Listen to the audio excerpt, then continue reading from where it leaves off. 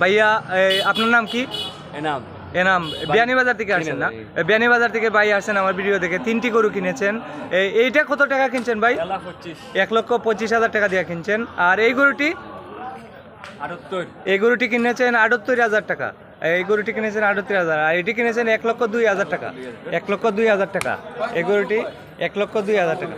এটি হচ্ছে রানীগঞ্জ গরু বাজার, জগন্নাথপুর উপজেলা, সুনামগঞ্জ জেলা। ভাই বাজার আজকে কিরকম? গরুর দাম বেশি না কম? ভালো ভালো, মোটামুটি ভালো না?